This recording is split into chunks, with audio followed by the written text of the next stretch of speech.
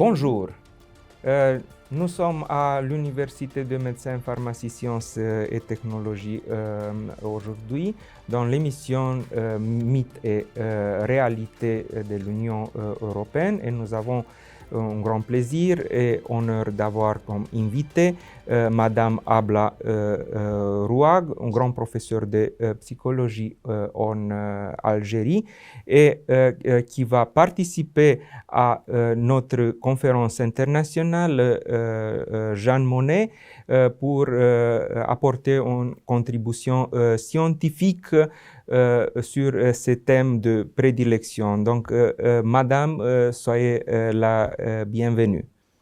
Je vous remercie.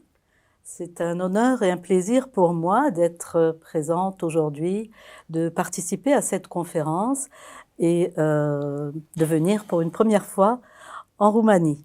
Je suis très heureuse que cela se passe, donc que cette conférence se passe ici. Et je suis sûre d'apprendre beaucoup au cours de cette conférence. Vous avez écrit beaucoup de livres et des articles scientifiques. Vous avez enseigné pendant plusieurs décennies aux étudiants. Est-ce que vous pouvez nous dire quels sont les thèmes de prédilection de vos recherches académiques?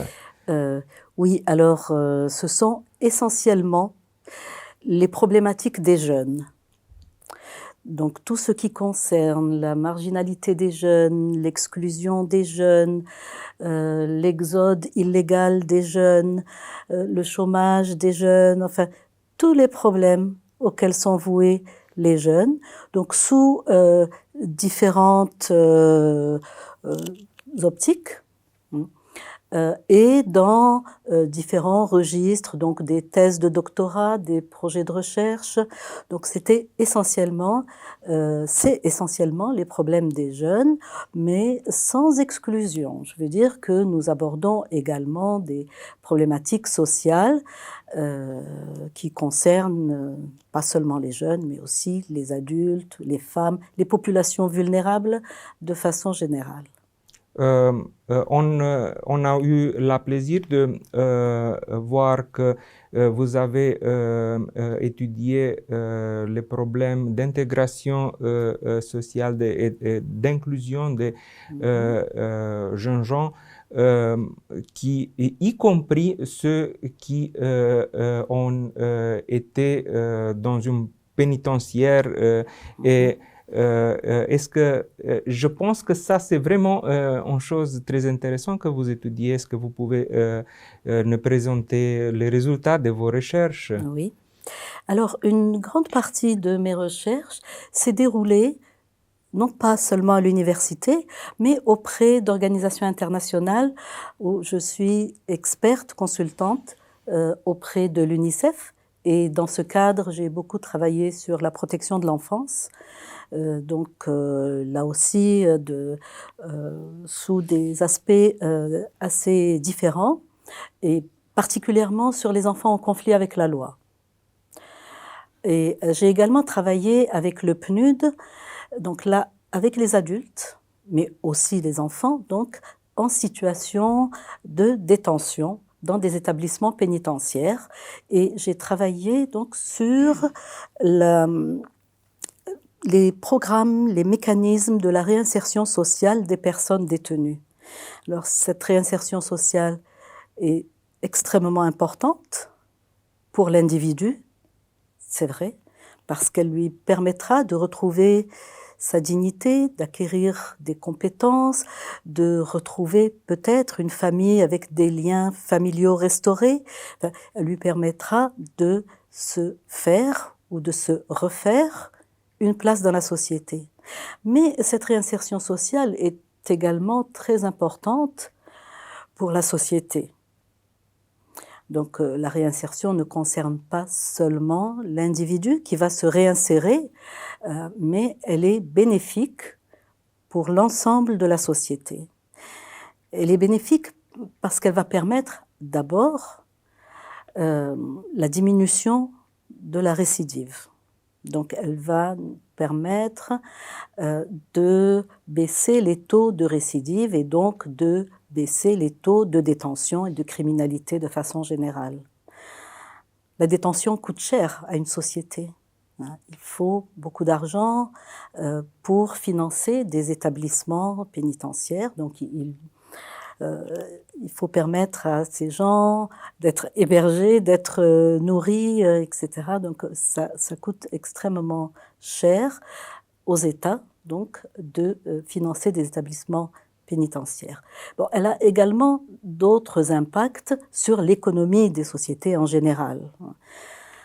Mais cette réinsertion, en dehors de cet aspect financier, économique, est très importante parce qu'elle va permettre de diminuer les risques de marginalité. Et qui dit marginalité dit manque de confiance, insécurité. Dans une société où il y a un taux de criminalité élevé, ou dans des quartiers où il y a des taux de criminalité élevés, ou des villes, le sentiment d'insécurité est très grand chez les habitants, et cette insécurité va avoir différentes conséquences. D'abord, elle va engendrer une méfiance, un manque de confiance vis-à-vis de la communauté dans laquelle les gens vivent, mais aussi vis-à-vis des institutions publiques. Et là, de façon indirecte, ce sentiment d'insécurité et de méfiance peut entraîner différentes choses. D'une part, l'exode de citoyens compétents, mais qui ne veulent plus vivre dans un pays ou dans une ville ou dans un quartier où l'insécurité règne, où ils ont peur pour leurs enfants.